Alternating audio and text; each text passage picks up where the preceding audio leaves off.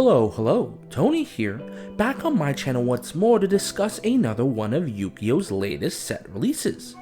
This time, we're going to be taking a look at the follow-up to Power of the Elements, in Yu-Gi-Oh's latest core set, Darkwing Blast. Now, having to follow up from Power of the Elements can be a little hard. Understandably, matching up to a set that had introduced 2 Tier 0 archetypes, several powerful staples, and a new TCG exclusive archetype to boot is not easy. As such, it comes to no surprise that Darkwing Blast is a lot more tame relative to Pot. But that doesn't make the set bad in any measure, no. In fact, Darkwing Blast actually has a lot of interesting things to offer in its own right. Like sets prior, Darkwing Blast continues the trend of introducing legacy support to a fan favorite anime character, in this case Crow Hogan's Blackwings. Not only that, Darkwing Blast also builds upon Pot with new additions to the Spright, Tearelement, and the Ghoti. But most importantly, Darkwing Blast comes with 2 new archetypes in the Kashitra and the Bystials, both of which have the potential to change the meta in the sets to come.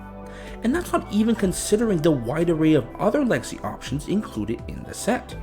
Thus, before I actually get into this box here, I'm going to delve a little more in depth about what we might actually see in this set.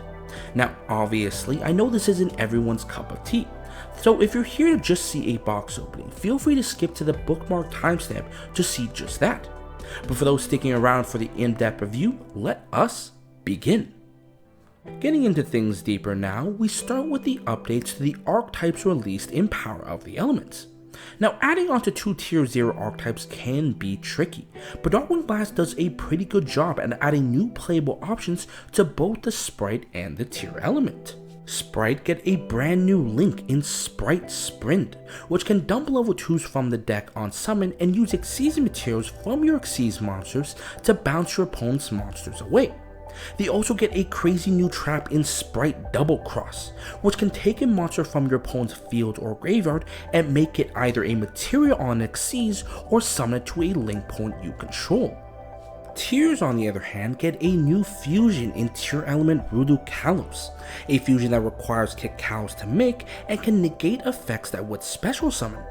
On top of that, they also get 3 new spells in Tearelement Scream, Heartbeat, and Grief, all of which help you put more tears into your graveyard, but also grab you into your tier traps when milled.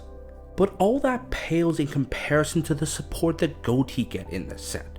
With 3 new main deck monsters, 2 new synchros, and 2 new traps, Ghoti finally becomes a fully fleshed archetype in this set, with actual lines of play on either turn.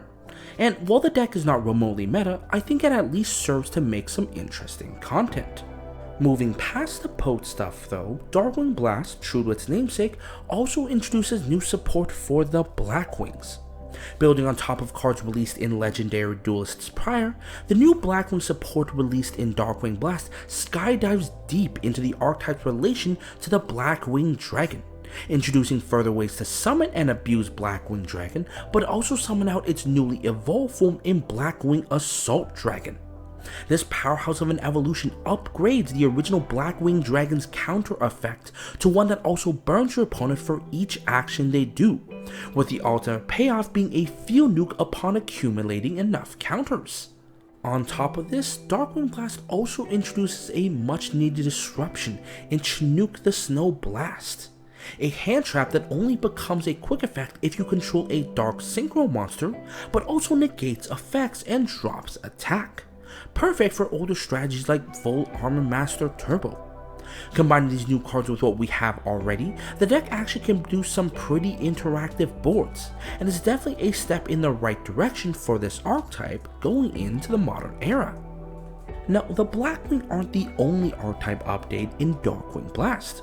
Adding to both the Clear World storyline and the Albaz saga, we have 2 new archetypes in the Kashitra and the Bystial. Starting with the Kashitra are the newest chapter in the Clear New World storyline.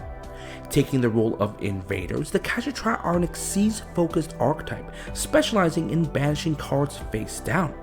This makes them a powerful counter to a lot of archetypes in the game, with a ton of viability in the current meta.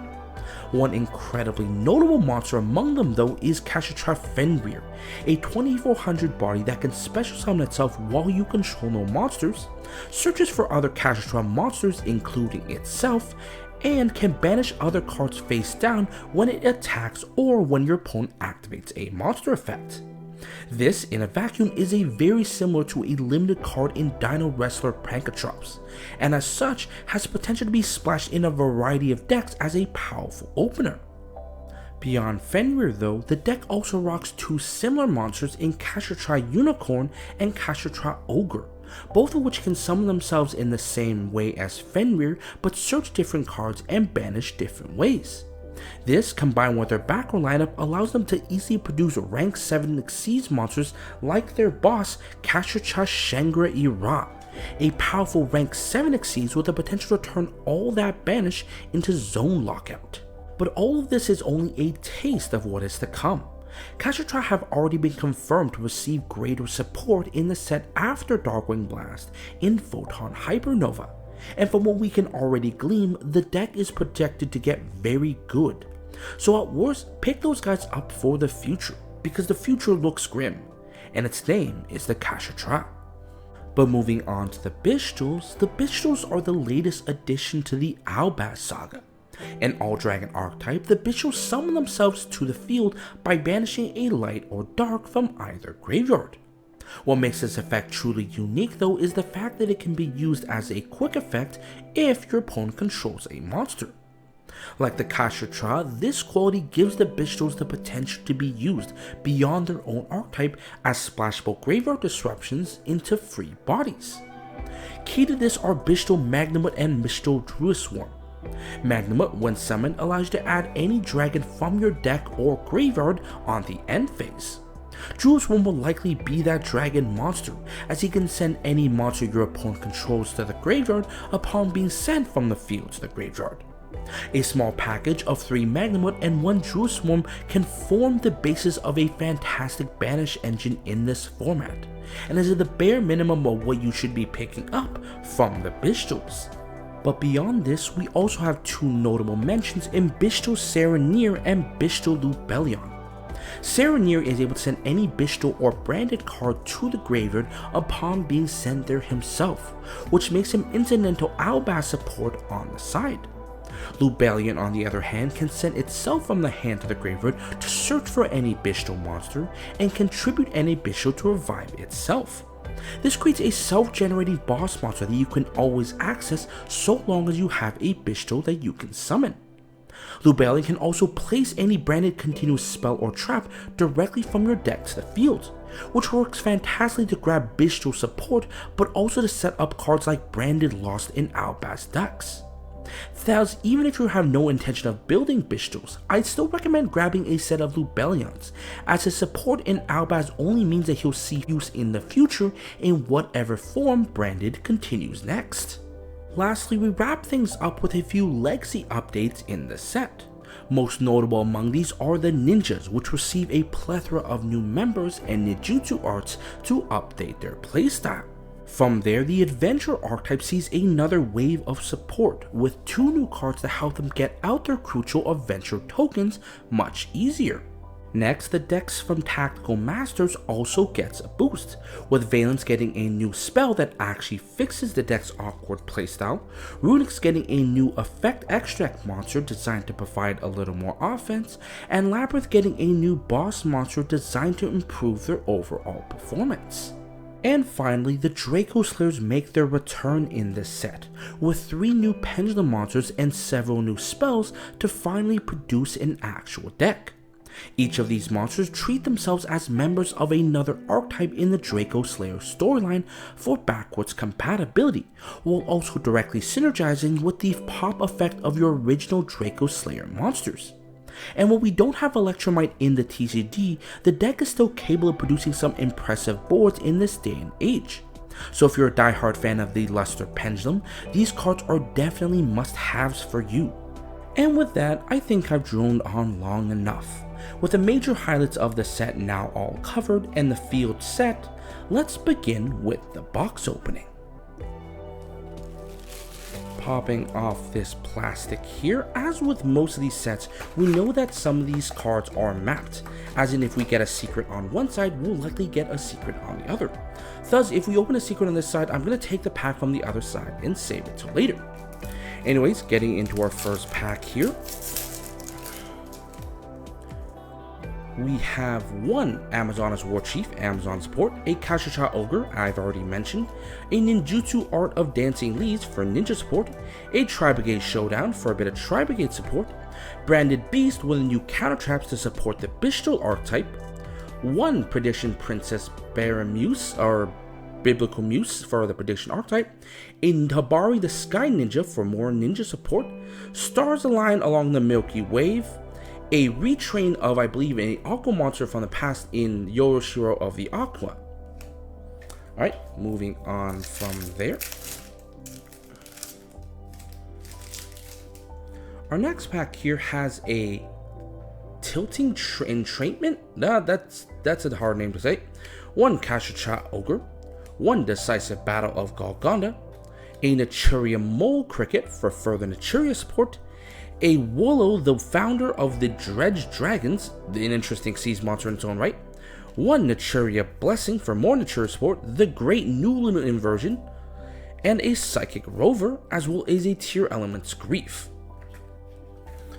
Alright, moving on to our next pack. So far, still no major hits. We have a Soul Scissors, a level 2 monster. If I recall, this card can bring itself back from the graveyard whenever one of your monsters would be destroyed, and in doing so, destroy one of your opponent's cards.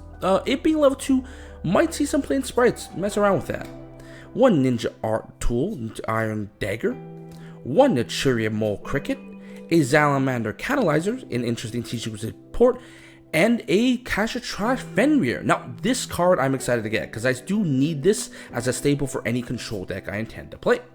From there, we have a Scareclaw the Kind, an Interqueen Salmon, and a Freaky the Runic Fangs. This is a actually really good support card for a pure Runic deck, not so great for the Runic Spright builds being played recently. And then a Psychic Rover.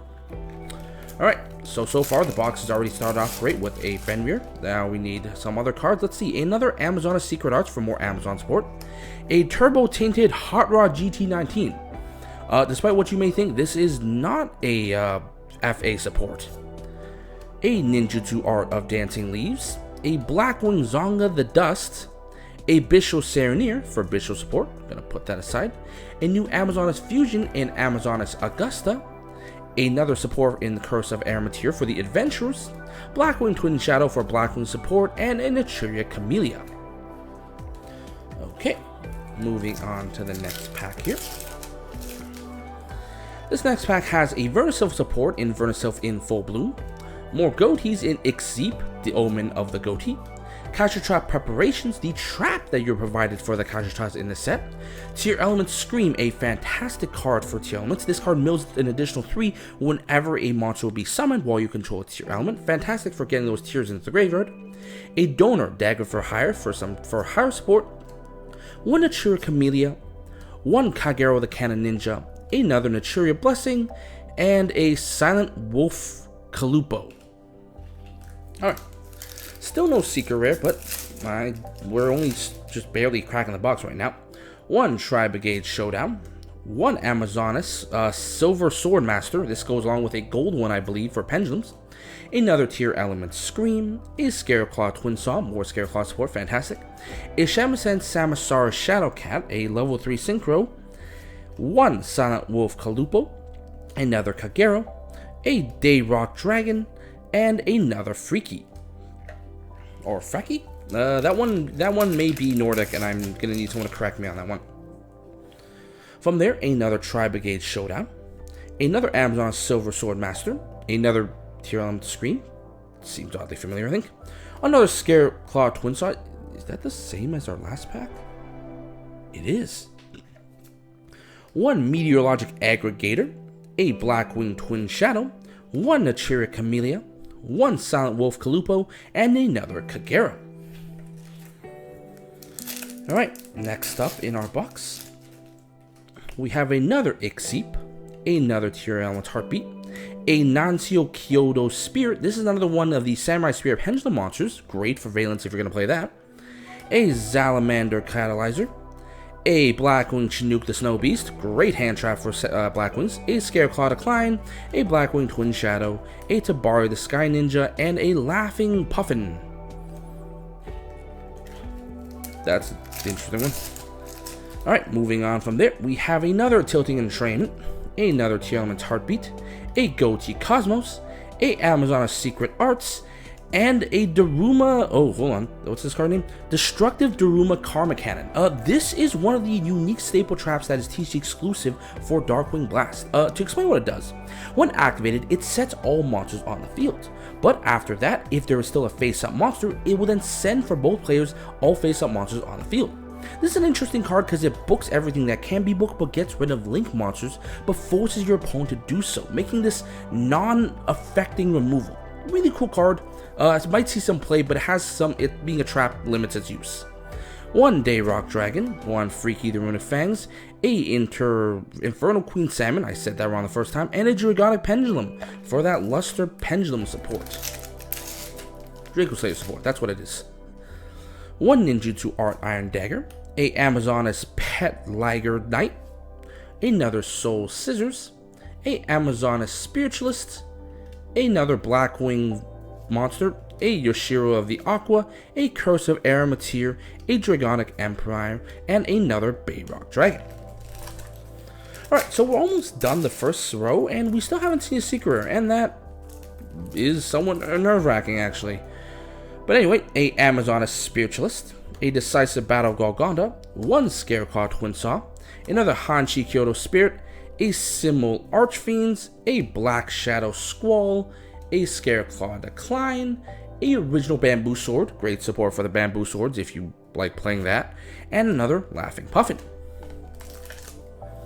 Alright, last pack in this row. If we don't see secret rare, we're really confused now. A Kashitra Preparations, a Ghoti Cosmos, a Verniself Info Bloom, a Cucumber Horse, interesting monster, and a secret rare in Lady Labyrinth of the Silver Castle. Okay, now this is a card I've actually personally wanted, as I am in the process of building a Labyrinth deck. This card really improves how the deck plays though, and I do need a playset of this going forward.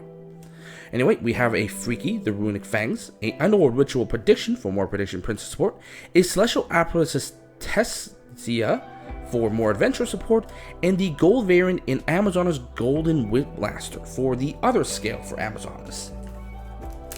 Alright, now we know that's the bottom pack, so at this point we're probably going to hit that bottom pack and get that secret at the end, so no need to take it out. One Hanshi Kyoto Spirit, one Amazoness Swordmaster, one Tri-Brigade Showdown, one Ninjutsu Art of Dancing Leaves, a Donor Dagger for Hire, a Tabari, another Celestial Apparatus, a Psychic Rover, and another Whipmaster.